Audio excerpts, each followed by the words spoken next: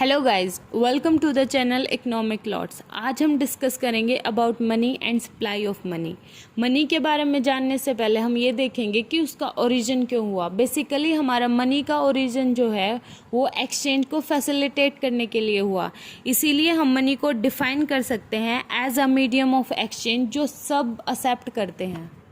अब हम देखेंगे कि मनी का काम क्या होता है। बेसिकली जो हमारा मनी है वो स्टोर वैल्यू के लिए भी यूज़ किया जा सकता है, मतलब कि मनी को हम लॉन्ग टर्म में भी स्टोर कर सकते हैं।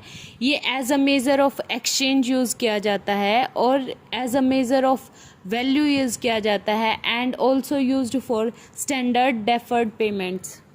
अब हमारा क्वेश्चन राइज होता है कि मनी के एक्सचेंज में आने से पहले हम चीज़ों का लेन देन कैसे करते थे। मनी के एक्सचेंज में आने से पहले हमारे पास था बार्टर सिस्टम ऑफ एक्सचेंज।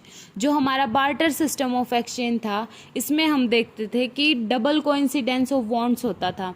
जैसे कि हम एग्जांपल दे सकते हैं, कोई फार्मर होता है, उसके पास एक्सेस में वीट होता है और उसे क्लॉथ्स की रिक्वायरमेंट होती है, तो किसी ऐसे शॉपकीपर के पास जाएगा जिसे वीट की रिक्वायरमेंट होती है, वो उसके एक्सचेंज में क्लॉथ्स को फार्मर को प्रोवाइड कर देगा। अब हमारा क्वेश्चन राइज होता है कि अगर हमारे पास मीडियम ऑफ एक्सचेंज में बार्टर सिस्टम था तो मनी की रिक्वायरमेंट क्यों राइज हुई। इसमें क्या होता है, हम ड्रॉबैक्स देखेंगे बार्टर सिस्टम के। बार्टर सिस्टम में जो था हमारा पहला ड्रॉबैक वो था डबल कोइंसिडेंस ऑफ वांट। मतलब कि इसमें हम एक्सचेंज करने से पहले ऐसे बंदे को ढूंढना होता था जिससे उसी चीज़ की रिक्वायरमेंट हो जो हमारे पास एक्सेस में है। नेक्स्ट हमारा बार्टर सिस्टम का ड्रॉबैक होता है कि जो हमारा बार्टर सिस्टम है उसमें कॉमन यूनिट नहीं थी जिससे हम एक्सचेंज कर सकें।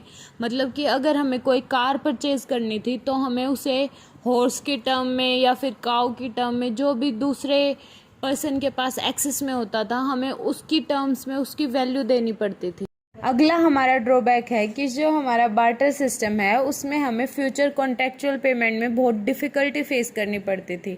मतलब कि हमें यूनिट मेज़र करनी पड़ती थी, जैसे कि टेबल या फिर चेयर, इनके एक्सचेंज में हमें कॉन्ट्रेक्चुअल पेमेंट करनी पड़ती थी, तो जो इससे हमें बहुत डिफ़िकल्टी फेस होती थी। नेक्स्ट हमारा ड्रॉबैक होता है कि जो बार्टर सिस्टम है इसमें ट्रांसफ़र वैल्यू और स्टोरेज वैल्यू में बहुत डिफ़िकल्टी फेस होती थी, लेकिन मनी के एग्जिस्टेंस में आने से पहले ये सब बहुत इजी हो गया हमारे लिए। अब हम डिस्कस करेंगे about the forms of money. Basically हम मनी को दो पार्ट्स में डिवाइड करते हैं। First one is fiat money and fiduciary money and second one is full bodied money and credit money. Firstly we will discuss about fiat money and fiduciary money. Basically जो हमारा fiat money होता है वो government authority के through issue किया जाता है, जैसे हमारे कॉइन हो गए, नोट्स हो गए। और जो हमारा फिड्यूशियरी मनी है वो by trust as a medium of exchange use किया जाता है, जैसे चेक हो गया, बिल ऑफ एक्सचेंज हो गया। नेक्स्ट हमारा होता है full bodied money and credit money. Full bodied money में क्या होता है कि जो मनी की वैल्यू है वो कमोडिटी की वैल्यू के इक्वल होती है। जैसे पास्ट ईयर्स में हम सिल्वर कॉइन्स को यूज़ करते थे, अगर उस सिल्वर कॉइन पे 1 रुपी लिख रखा है तो उसकी वैल्यू 1 रुपी के ही इक्वल होगी। इसमें क्या होगा कि मनी वैल्यू कमोडिटी की वैल्यू के इक्वल होगी। अगर हम उस सिल्वर कॉइन को सेल भी करेंगे तो वो 1 रुपी के इक्वल ही सेल होगा। लेकिन जो हमारा क्रेडिट मनी होता है उसमें क्या होता है कि जो मनी वैल्यू होती है वो कमोडिटी की वैल्यू से ज़्यादा होती है। जैसे हम आज के टाइम पे मेटल कॉइन्स यूज़ करते हैं, अगर किसी कॉइन पे 5 रुपये लिख रखा है तो वो मनी वैल्यू उसकी ज़्यादा होगी। अगर हम उस मेटल कॉइन को अगर सेल करेंगे तो वो हमारे 5 रुपये से बहुत ज़्यादा कम वैल्यू में जाएगा। तो इसमें क्या होगा कि जो हमारी मनी वैल्यू है वो कमोडिटी की वैल्यू से ज़्यादा होगी। अब हम डिस्कस करेंगे about the functions of money. Money के फंक्शंस को हम दो पार्ट्स में डिवाइड करते हैं, that is primary function and secondary function.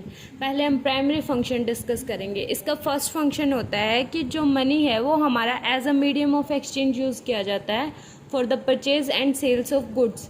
आज के टाइम पे हम देखते हैं कि मनी के बिना हम कोई भी चीज़ परचेज या सेल नहीं कर सकते, लेकिन पास्ट ईयर्स में हमारे पास क्या होता था, बार्टर सिस्टम।